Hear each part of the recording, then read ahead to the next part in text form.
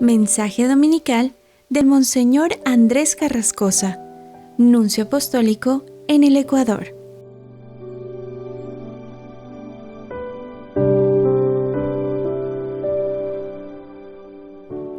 Queridos hermanos, feliz domingo. El tiempo litúrgico está estructurado alrededor de dos grandes fiestas, Navidad y Pascua, y cada uno de estos tiempos privilegiados está precedido por una preparación, el Adviento, la Cuaresma, y por un tiempo de prolongación, hasta Epifanía o el tiempo pascual. Fuera de estas dos grandes fases de tiempo más festivo, el tiempo vuelve a ser más ordinario. Los domingos tienen menos color, pero no quiere decir que estén vacíos, porque nuestra vida no está hecha solo de tiempos fuertes, existe también lo cotidiano. Entonces, después de las fiestas de Navidad y de Año Nuevo, volvemos otra vez a esta serie de domingos donde la Iglesia nos propone la vida adulta de Jesús. Y hoy sería el que se llama el segundo domingo ordinario. Al día siguiente, Juan Bautista se encontraba de nuevo en el mismo lugar.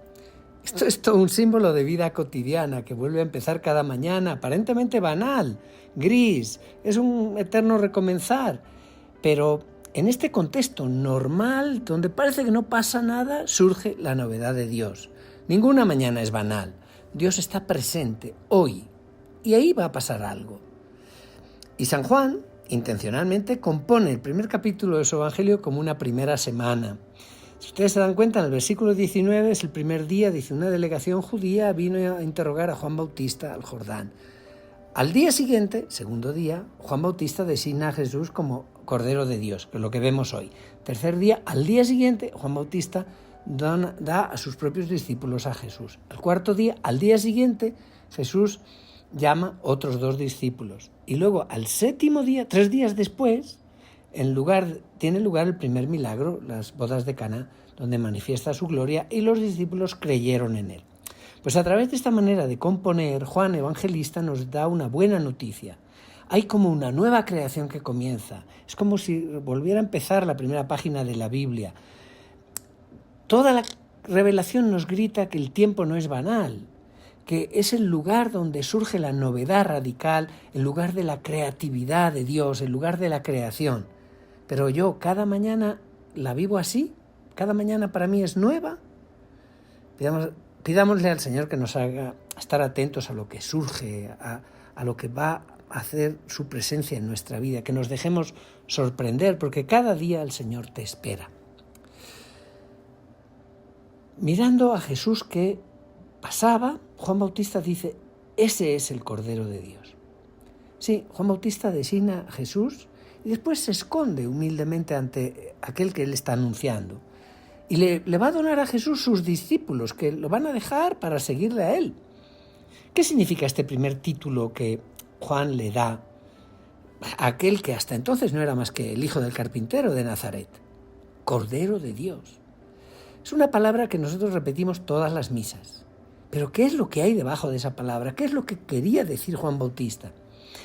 Todo judío recordaba el paso del Antiguo Testamento, donde el día de Pascua se inmolaba un cordero, se marcaba con su sangre las puertas de la casa durante una cena. De ahí viene nuestra cena, nuestra misa. Era el símbolo de la liberación de Israel. La palabra cordero en arameo, que es la lengua que hablaba Jesús, es la misma palabra que siervo. Y todo judío recordaba esta profecía de Isaías, que lo presentaba al siervo de Dios como un cordero llevado al matadero que no abría la boca.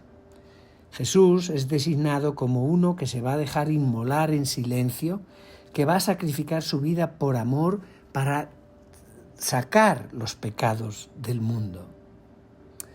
Y los 2 discípulos escucharon esta palabra y siguieron a Jesús. Podemos reconstruir esta escena con la imaginación. Jesús camina por un sendero a lo largo del río y 2 hombres se ponen a seguirlo tímidamente. No lo habían visto, digamos que es un desconocido. ¿Y qué es lo que se va a pasar? Es un riesgo seguir a un desconocido, es una aventura. Pero es así que comienzan todos los grandes itinerarios, todo lo que abre un camino nuevo. Y Jesús se vuelve, vio que le siguen y les dice, Jesús ha escuchado que le están siguiendo, se vuelve y les mira por primera vez. ellos que también son desconocidos. Y les dice, ¿qué buscan? Miren que la primera palabra de Jesús en el Evangelio de San Juan es una pregunta que dirige a toda persona, también a ti, también a mí, hoy. ¿Qué buscas? ¿Cuál es el sentido que le das a tu vida? ¿Qué es lo que deseas?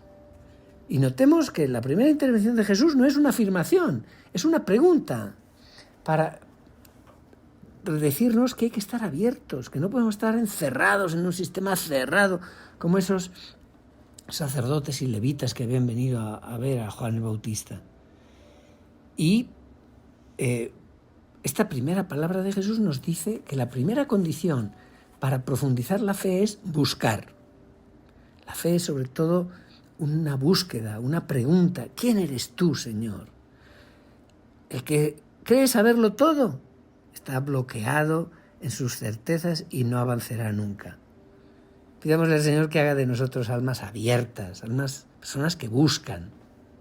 Pues estos dos le respondieron, Rabí, que quiere decir maestro, ¿dónde vives? Vengan y vean. Buscar, seguir, morar, 3 actitudes esenciales del amor. Pero pregúntate, ¿yo busco a Dios? ¿Sigo el camino de Dios? ¿Me quedo a vivir con Dios? Jesús responde a su deseo, a su búsqueda, pero qué respetuosa de su libertad es esa respuesta de Jesús. Vengan y vean. Jesús no fuerza nada. No es un propagandista o uno que hace publicidad, que quiere convertir a todo precio con la fuerza si es necesario, ¿no? Y tú y yo, ¿de qué manera proponemos nuestra fe? El Evangelio dice, fueron, vieron y se quedaron con él. Era como la hora 10:00, como las 4 de la tarde. Y hay palabras que Juan no cesa de repetir. Y no es que su vocabulario sea pobre, lo hace intencionalmente. Es un lenguaje teológico, espiritual. Y describe los pasos del discípulo, buscar, ir a ver, encontrar, seguir, quedarse. Juan el Bautista era uno de esos 2 hombres que habían seguido a Jesús. El otro era Andrés. Y él lo recuerda con una enorme precisión, como una pareja recuerda la primera cita que se dieron. Y él anota la hora. Esto pasó a las 4 de la tarde. ¿Qué se dijeron ese día? Estos 2, Juan y Andrés, tuvieron que contar su vida, sus aspiraciones, sus deseos, sus búsquedas. Y el Señor debió leer y ver en lo que eran sus proyectos, sus deseos. Y añade el Evangelio, Andrés, el hermano de Simón Pedro, era uno de los 2 discípulos que habían escuchado a Juan Bautista y que habían seguido a Jesús. Y él se encuentra en primer lugar con su hermano Simón y le dice, hemos encontrado al Mesías, que también se dice Cristo. Es muy característico que el llamado de Dios, la vocación, se hace escuchar, nos llega normalmente a través de relaciones humanas. Para escuchar el llamado de Dios hay que estar también atentos a los llamados de los hombres. Es Juan Bautista el que señaló a Jesús, a Andrés y a Juan. Andrés, y probablemente Juan con él, fueron a señalárselo a Jesús. Después, Felipe será el que señale a Jesús a Natanael. Tenemos que pensar, es que tú podrías eventualmente ayudar a que otra persona se encuentre con Jesús. ¿Estás preocupado de no solo mirarte a ti mismo, tú descubrir al Señor, sino también ayudar a otros a que lo descubran, a que se encuentren con Él? El Evangelio termina diciendo que Andrés llevó a su hermano Simón hasta Jesús. Y Jesús le miró y le dijo, tú eres Simón, tú te llamarás Cefas, que quiere decir piedra. De ahí viene el nombre Pedro, que no existía. Pedro viene de piedra. Pues ser discípulo es cambiar de vida, es entrar en una aventura nueva, es llegar a ser una persona, un ser nuevo. Ese es el significado del cambio de nombre de Simón. Para los primeros discípulos, ellos se recordaban muy bien, el cambio de su vida había sido fantástico. Había sido el comienzo de una orientación radical diferente de toda su vida, una verdadera aventura.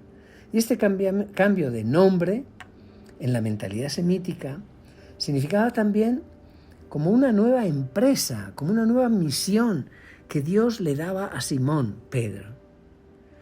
Estos hombres habían buscado a Jesús, sí, pero era Jesús que les había buscado a ellos. Y es también nuestra historia. Es Él el que ha tenido la iniciativa también en nuestra vida por un misterio de su gracia. También nosotros hemos sido llamados a seguirlo, quizá a través del llamado de un mediador, una mediadora, una persona que nos ha hecho encontrarnos con el Señor. Queridos hermanos, que tengan un feliz segundo domingo de tiempo ordinario y que Dios les bendiga.